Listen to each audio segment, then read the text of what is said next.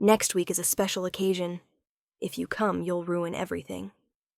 My mother said it with a chilling calmness, as if I were a stain on her pristine white tablecloth, and the only way to keep the dinner perfect was to leave me out. The dining table fell silent. The clinking of spoons and forks, the children's laughter, the murmurs of conversation all vanished, as if sucked out of the air. My father, always quiet and cold, leaned back in his chair and nodded in agreement. "You've changed too much, Sarah." No one said anything more. No confused glances, no words in my defense, not a flicker of surprise. It was as if they had rehearsed for this moment. I picked up my wineglass, tapped it lightly with a ting like a bell, signaling the end of a role I'd played for 36 years. I looked at them, gave a forced smile, and said nothing in reproach. I understand. That was when I learned my first lesson. Sometimes betrayal doesn't come from enemies, but from those who once held you in their arms before you could even walk. I am Sarah Collins, 36 years old, single mother of 2, Ava 10, bright and full of questions that catch me off guard, and Luke 7, sensitive and fragile like a thin leaf in the wind. I'm a freelance financial consultant working from home with a steady group of clients. I'm not wealthy, but I make enough to send my kids to good schools, feed them well, and live in a clean house with scented candles and wall art. It's not luxurious, but it's orderly. My family parent's sister and their kids gathers every Sunday evening at my parents' house. An unspoken ritual we've kept for nearly 2 decades. Though I sometimes felt like an outsider in my own family, I always made an effort to show up because I believed, or at least I used to believe, that staying connected was worth preserving. That evening, nearly 2 months ago, started like any other. My mother made her traditional lasagna. My father read the newspaper in the corner, and the kids ran around the dining table as if it were their personal stage. My mother, Linda, always held the reins. She controlled everything, the menu, the seating, the topics of conversation. As the main course was served, she raised her glass of white wine, smiling more brightly than usual, and spoke, as if opening a grand performance. "We've made a decision. This summer, the whole family is going to Italy." I was surprised, then laughed. "Really? That's amazing. Melanie must be thrilled, right?" Melanie, my sister, gave a soft smile, glancing at her husband, Josh. We didn't think Mom and Dad were serious, but hearing it officially now, we're really excited. Mom nodded, continuing, "I've always dreamed of taking the grandkids to Europe. All of us together, Venice, Florence, Rome. The food, the art, the history. It'll be a wonderful childhood memory for the kids." I nodded eagerly. "Absolutely. Do you need me to help with anything?" Mom hesitated. "Well, if you could cover some of the initial costs, we'd pay you back later. Melanie and Josh are still sorting out their finances, and your dad and I—" "No problem," I cut in, smiling. "I just closed a big contract. I'll take care of it. A family trip to Italy, it's worth it." I said those words with all my heart. In that moment, I pictured family photos by the Venice canals, cozy dinners in Tuscany, the sound of children's laughter under the European sky. I imagined being part of it. A month later, while checking hotel booking emails for a client, I saw a strange forwarded message from Melanie's email. Subject: family Italy trip, final itinerary. I opened it, read every line, then read it again. The guest list: Linda Collins, Richard Collins, Melanie Stewart, Joshua Stewart, their 2 kids. No Sarah, no Ava, no Luke. I scrolled to the bottom, searching for a note about late arrivals or separate bookings. But there was nothing. Absolutely nothing. I sat frozen. It felt like someone had sucked the air out of the room. My heart didn't race, it stopped. The truth was clear: they had cut me out of the plan, out of the family picture. And worse, they'd done it with my money. I read it over and over, searching for a reason. Maybe they made a mistake. Maybe they'd book me later. Maybe the kids and I had a separate itinerary. But deep down I knew, and I couldn't deny it. They hadn't made a mistake. They did it on purpose. I didn't call. I didn't text. I didn't ask why. I waited. Until Sunday. And there I sat, facing them, pretending I knew nothing. Eating lasagna like always. Forcing smiles at their empty small talk. Listening to them chatter about a new restaurant, the kids' school golf lessons. At the end of the meal, I said casually, "Italy must be beautiful this time of year, huh?" Silence fell like a heavy curtain. My mother set down her knife and fork. She looked up, her gaze unwavering. "Next week is a special occasion. If you come, you'll ruin everything." My father leaned back in his chair. "You've changed too much, Sarah." No one looked at me. No one defended me. No one asked why, as if they'd already agreed beforehand that I was no longer part of them. I looked up, keeping my composure, though inside I heard the quiet cracking, like fractures spreading through glass. I tapped my wine glass lightly. I understand. I stood, took Ava and Luke's hands and said, "Let's go home, kids." No one stopped us. No one said goodbye. We walked out of the house that used to be mine. That night, after our final Sunday dinner, I drove home in silence. Ava fell asleep in the car, a smudge of my mother's tomato sauce still on her lips. Luke stared out the window and asked, "Are you sad, Mom?" I smiled. "Just a little tired, sweetheart." And that was half the truth. When the kids were in bed, I showered, put on pajamas, tied my hair back neatly. Then I walked into my office, turned on the desk lamp, opened my laptop, and logged into the travel account. My hands didn't shake. I wasn't acting out of anger. Anger burns bright and fades fast.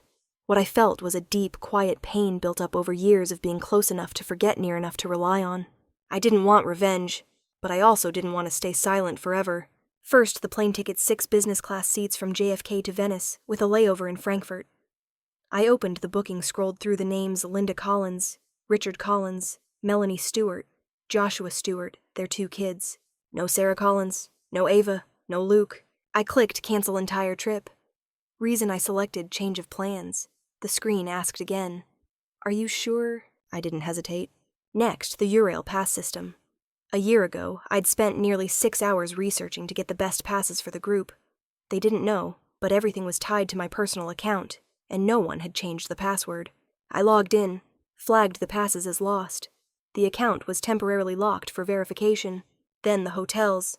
3 hotels, 5 nights in Venice, 3 in Florence, 4 in Rome. All booked under my name with my credit card. I called each one. No emails, no texts. I wanted them to hear my voice. "Yes, this is Sarah Collins. I'd like to cancel the entire booking. Yes, I'm the primary booker. The reason my family decided to go without me." I didn't need to say more. Hotel staff are trained not to ask questions when a voice cracks. By the time I finished the last call, it was 2:27 a.m. I leaned back in my chair and closed my eyes. Not from exhaustion, but because I'd finally reclaimed what was mine, the right to choose who deserved to be near me. The next morning, my phone started buzzing at 7:12 a.m. The first message was from Josh. Open the account. Now. Then Melanie, I don't understand what's happening. What did you do? My mother called. I didn't answer. Her text came later. Sarah, stop this. You're hurting the kids. My father sent nothing. He never texted. I left all their messages unread. After 3 hours, when Josh started sending emails threatening to sue if the money was lost, I replied once briefly in the group chat. Sorry, I'm too different to travel with this family. No more words, no explanations. They didn't deserve them. An hour later, Melanie texted privately. Sis, the kids have been crying all day. My daughter keeps asking why she can't go to Italy anymore. I stared at that message for a long time. Not because it hurt, but because it mirrored what I'd gone through. Ava had asked me the same thing when Grandma canceled a visit at the last minute. Back then, I'd only said she's probably busy. This time, Melanie's kids would learn the reason, and it wouldn't come from me. That afternoon, I picked up Ava and Luke from school. They wanted pizza. I asked takeout, or homemade. Ava grinned. Homemade, Mom, with extra cheese like last time. I agreed. In our small kitchen, I laid out the ingredients: flour, yeast, olive oil, tomato sauce, cheese. The 3 of us kneaded dough, spread sauce, sprinkled toppings. Each time my hands touched the floured table, it felt like washing away the stains my so-called family had left on me over the years. Luke accidentally dropped the jar of chili flakes. Ava burst out laughing. I laughed, too. The sound echoed like church bells in a quiet afternoon. When the pizza came out golden from the oven, its aroma filling the house, I felt my chest lighten. No Venice, no Rome, no Tuscan wine, or candlelit Italian dinners. Just us 3 people and something simple, being ourselves in a safe space. That night, I turned off my phone. I didn't read any more messages. I didn't respond to anyone. It wasn't necessary anymore. My family was no longer the group deciding who was good enough to travel with. My family now was the small hands kneading dough, the laughter in a warm kitchen, the feeling of not having to prove myself to be accepted. I tucked Ava and Luke into bed, kissing their foreheads. What should I make for breakfast tomorrow? I asked softly. Luke, half asleep, mumbled French toast, with smiley faces. I nodded. Deal. Back in my room, I glanced at my open laptop. All the tickets, passes, hotels canceled. The itinerary was now a blank page, and I knew I wasn't done. I thought canceling the trip would make them pause, that their anger would turn to reflection, that someone at least would ask, why did Sarah do this? But no. Less than a week later, they came back, not with apologies, but with the same familiar requests as if nothing had happened. Sarah, the backyard construction starts next week. You still handling the contractor, Mom? Sis, the awning contract needs a deposit. Should I send you the invoice, Melanie? Josh, as usual, sent 3 words. Same as always. I didn't reply right away.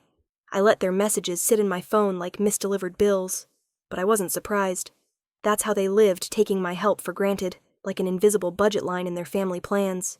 I remembered all the times I silently agreed when Mom asked me to cover the grandkids' tuition, when Melanie needed an advance for a car, when Dad temporarily borrowed money for a small debt. No one ever asked if I was okay if I had enough. It was always Sarah will handle it, and I always did, until now. I tried a new strategy. No arguments, no confrontations.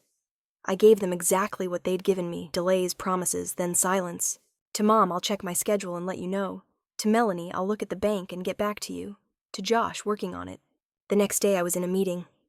The day after, I was waiting for bank confirmation. I dangled vague replies like bait, waiting to see how they'd react to the same indifference they'd shown me. Strangely, they didn't get angry. They were used to dodging when they were the ones doing it. But now they started to feel uncertain. A week later, as I was making breakfast for the kids, my phone buzzed. A message from Erica, my cousin, my aunt's daughter from Albany. Sarah, I don't know how to ask this, but Grandma called my mom crying. She said, you ruined the Italy trip because you're mentally unstable. My hand froze on a slice of bread. I reread the message slower this time. My eyes grew cold as if someone had poured ice water down my neck. I didn't need to guess who'd said what to Grandma. Only one person was close enough, cunning enough, and sharp-tongued enough to spin a vague yet deliberate story, Melanie. I picked up the phone and called Grandma. She lives alone in a small house in Albany, over 80, but still sharp-minded, her voice as warm as when I was a child. She answered after 3 rings. Sarah, are you okay? I'm fine. I heard you're upset about Italy. I want you to hear it from me, not someone else. She paused. I heard her soft breath. I don't know what's going on. Your mom said you refused to go, then canceled everything in a fit of anger. I didn't quite believe it, but I was worried. I took a deep breath. My voice didn't waver or carry anger. I told her everything that they asked me to pay, that they planned without me or my kids, that I found out through a misdirected email, that when I asked, Mom said my presence would ruin the special occasion. I didn't embellish. I didn't need to say much. She listened without interrupting. When I stopped, she said softly, I don't know what's happened to them, but I believe you. I didn't expect to cry. But those words from the one person who'd never asked anything of me were like an umbrella in a dark rain. I'm not crazy. I'm not unstable. I'm just tired of trying to be the good one when no one truly sees me as family. She sighed. You don't owe anyone an explanation, but you need to know you deserve a family, or a life where you're okay without them.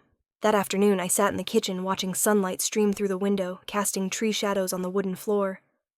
Ava was coloring. Luke sprawled on the rug, playing with Legos. They didn't know what their mother had been through, and I didn't want them to. I opened my phone. Opened the family group chat, where for years I'd been the first to respond to every request plan or small favor. I typed, each word deliberate, steady. I know why you're all silent. And I know I've been silent like this for years, but enough is enough. As of today, I'm done with financial support. No more money for the backyard, no more advances, no more shared projects. If I'm not good enough to be family, I'm not good enough to fund it. I hit send. Light as folding a piece of paper, setting it on the table, and walking away from a room that was no longer mine. No one replied. No. Are you kidding? No emojis. No reactions, but I knew they'd read it. I imagined them looking at each other, someone whispering, "What now?" And I smiled because, for the first time in years, I knew exactly what I was doing. I was no longer a walking wallet. No longer Sarah will handle it. I was Ava and Luke's mother, a woman who'd learned to stand without being propped up, and I knew they wouldn't easily let go of their benefits. They'd come back. But next time I wouldn't be the one listening. I didn't expect forgiveness. I didn't need it. But I've always believed one thing: silence that lasts too long becomes a distance too wide to bridge. And I didn't want my kids to grow up in that silence the kind adults dress up with, the pretty name keeping the peace. So 3 weeks after no messages, no calls, no check-ins from Mom, Melanie, or anyone in the family, I sent one final message to the old group chat. No preamble, no exclamation marks, no smiley faces. Friday 6:30 p.m., my house. Dinner. That was it. No reasons, no polite invitations, no hope you can come. The message was a light knock on a long-closed door. I knocked, and whether they opened it was up to them. I knew they'd come. Out of curiosity, out of suspicion, out of not being able to stand me taking the lead. I started preparing Friday morning. The house was cleaned spotless like the night before Thanksgiving.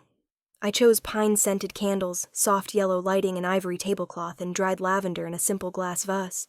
The menu wasn't fancy like my mother's elaborate spreads, but dishes I knew they liked: cheesy lasagna garlic toast, vinaigrette salad, and panna cotta with raspberries for dessert, Grandma's old recipe. I didn't ask for help. I wanted this to be my meal my way. An hour before, I stepped outside and placed a small sign by the door, written in white chalk on a blackboard. No talk of money, no old business. They arrived on time. Mom walked in first, wearing her old wool coat, the one she only wears to seem humble. Dad followed, hands in pockets, face cold as always. Melanie came with Josh and their 2 kids. The group seemed awkward, their eyes scanning the house, as if stepping into a room holding something they couldn't name. "Hi," I said, quiet enough not to sound fake, clear enough not to seem hesitant. Mom saw the sign by the door. She read it, nodded slightly, and said nothing. Josh gave a half smile, half confused. Melanie glanced at me as if asking, "Are you serious?" I just invited them in, no explanations. Ava and Luke were ready dressed, neatly standing by me like 2 quiet but essential commas. We sat at the table. The meal began in silence. Not tense exactly, just everyone waiting to see if I'd start the conversation, offer an apology, or bring up what had happened. I did none of those things. I poured wine, nodded when someone asked for more salad, smiled when one of my nieces said the lasagna tastes like Grandma's. Mom scanned the table, her eyes discreet but probing. I could feel what she was thinking. What game is she playing? Melanie broke the silence first after nearly 15 minutes. "How have you been, sis?"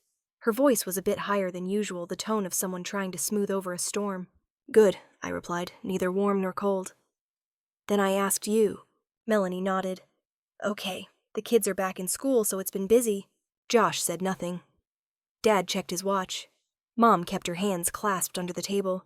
The air hung there uneasy, but not suffocating. Then Ava, with the innocence of a sudden breeze, spoke up. Daddy used to say, "Forgiving isn't about the other person being right. It's about deserving to be happy." I turned to look at her. Her eyes were clear as glass. She didn't fully grasp the weight of her words, but I did, and I knew everyone at the table did too. Her words were like a pebble dropped into a lake, rippling in ways no one could control. Mom set down her knife. Her hand trembled slightly. Melanie looked down, silent. Then, after a few seconds, in a near whisper, she said, "I'm sorry for cutting you out of the family picture." No one breathed loudly. No one touched their utensils. Only the wall clock ticked, marking a moment I knew wouldn't come again. Mom took a deep breath, closed her eyes briefly, and spoke slowly. "There are things I didn't know how to do right, but I never hated you. It just went further than I meant." I looked at her. Not with blame, but with recognition, like seeing someone who hurt you now, trying to step forward without knowing where to start. I nodded. "I know." Dad said nothing, but he drained his wineglass. Something he only does when a meal needs to close a chapter. We ate on. No one mentioned Italy. No one mentioned money. No one apologized further. And I felt that was enough. When dinner ended, Josh was the first to clear plates, a small gesture, but for him a wordless apology. Melanie helped with the dishes. Mom didn't say anything as she left, just held my hand, squeezing lightly. Not long, not rushed, just enough for me to feel something in her had shifted, or was starting to. After they all left, I sat at the table for a long time. The lights were still on. Ava and Luke were in their rooms. I looked around my kitchen, where I'd once cried in silence, counted unpaid family debts, cooked meals to soothe my anger. Today, that kitchen felt warmer. Not because anyone apologized or changed, but because I'd set my own rules. And they'd chosen to sit at my table.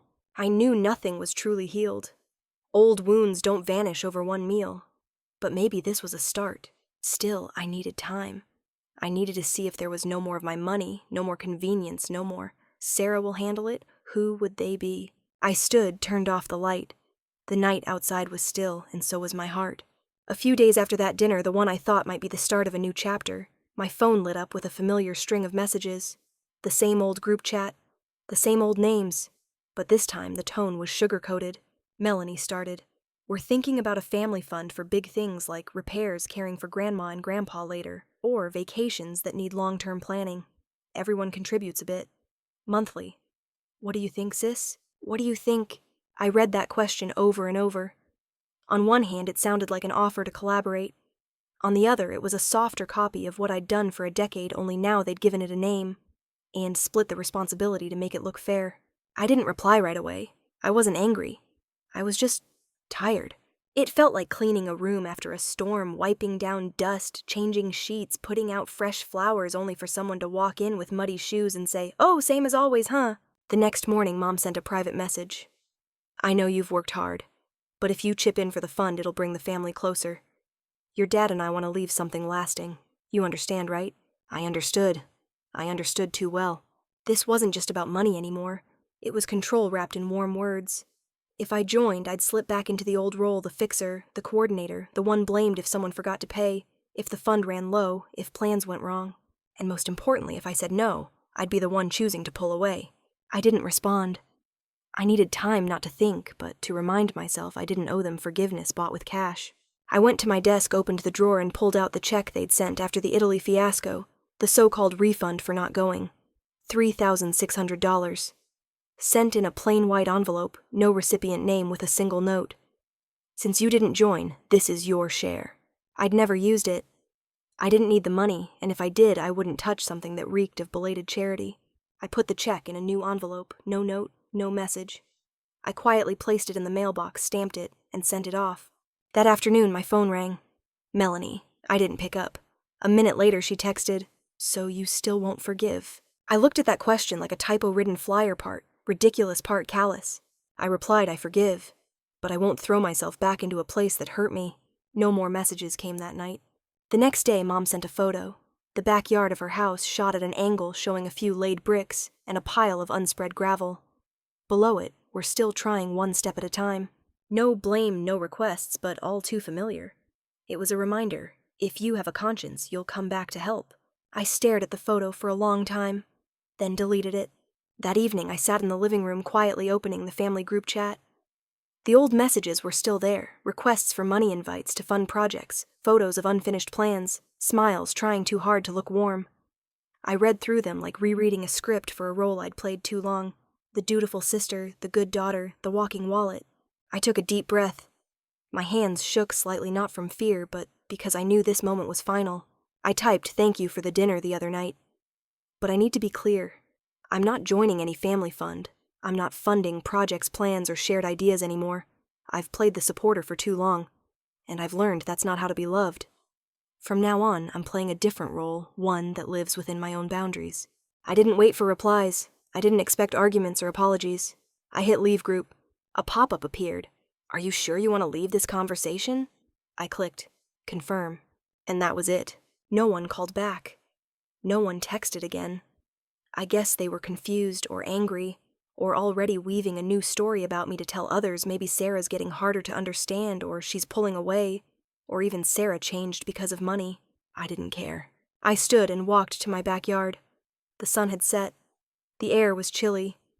Ava and Luke were drawing with chalk on the path, silly flowers, a sunglass-wearing son, and the words, "Mom is a superhero." I smiled and sat beside them. No words needed. Because in that moment I knew this was my family. Not the group always needing my contributions, but the kids who needed my presence. I chose not to look back. Not out of anger. But because, for the first time, I was calm enough to see clearly. Not everyone deserves to cross your boundaries. And if peace comes at the cost of walking away, that's not loss. That's freedom. There's a strange moment in life when you realize you're no longer waiting. Not for apologies, not for change, not for invitations to return. Everything in your heart grows quiet, not because it's soothed, but because you've let go completely. I reached that moment one winter morning standing before a hotel window in Seattle, holding a hot coffee, while Ava and Luke slept soundly in the room behind me. Outside, rain fell like mist, gliding across the glass as if brushing against memories without waking them. We were there to ring in the new year. No itinerary, no big plans, no group chat asking who's bringing what. Just me and my 2 kids, a new city, and a freedom I'd never known under constraints. We strolled through Pike Place Market, bought fresh flowers and toasted bread. Ava picked an ugly stuffed salmon, and Luke insisted on a keychain shaped like a yellow bus. We ate lunch at a small diner with warm lights and steaming clam chowder, then wandered through old bookstores as if tracing pages from someone's forgotten journal. I didn't check social media. I didn't reopen the family group chat. I didn't look to see what Mom was posting, or if Melanie shared New Year's photos. All those old habits searching for signs I was still remembered had stopped, as if they'd never existed. And strangely, I didn't feel empty. I felt full. A few days after we returned, I ran into Erica, my cousin, at the grocery store. She still had that awkward look when she saw me, but this time, instead of avoiding me, she walked over. We exchanged small talk about the weather work. Then she blurted out, "They told Grandma, you don't fit with the family anymore." I wasn't surprised. I just smiled. Not sad, not bitter. That smile came from a deeper place where acceptance no longer depended on being acknowledged. "Good," I said. "I feel the same." Erica looked at me, unsure if I was joking or serious, but I knew I didn't need to explain. No one should have to justify living within their own boundaries. A week later, my phone rang with an unfamiliar number. Albany Hospital. My heart skipped a beat. "Hello, we're calling about Eleanor Collins, your grandmother. She was admitted this morning for high blood pressure. Not serious, but she mentioned your name. She'd like to see you." I drove 4 hours to Albany. On the way, I thought of Grandma's hugs, the handwritten Christmas letters, the times she'd quietly pull me aside to ask, "What's going on with your mom?" in a tone that didn't need an answer. When I reached her room, she was propped up, eyes half closed. But when I said Grandma, she opened them, a slow smile spreading across her face as if she'd known I'd come and was just waiting. "Sarah," she whispered, "you're here." I took her thin hand. It was cold but firm. "I'm here, Grandma." We sat like that for a while. I told her about Seattle, how Luke slipped on the hotel stairs and laughed like he'd conquered the world, how Ava was learning origami from YouTube and made a swan. She smiled the whole time. As I got ready to leave, she squeezed my hand lightly. "Don't let them write the ending without you." Her voice was soft but direct. Not pleading, not demanding. Just a message from someone who'd lived long enough to know family stories, however broken needs, someone clear-headed, to tie them up right. I didn't promise anything. I couldn't. But on the drive home, I kept thinking about her words, and I realized she wasn't saying go back. She was saying, keep a bridge, don't let it rot completely. Don't let my kids grow up in a world where every tie is severed because of pain, not turning back, but standing still close enough that if someone wants to step forward, they'll find an unlocked door. A month later, my parents' house was sold. Erica texted they're moving to a smaller place in the suburbs. No one mentioned if I should invite you to see it.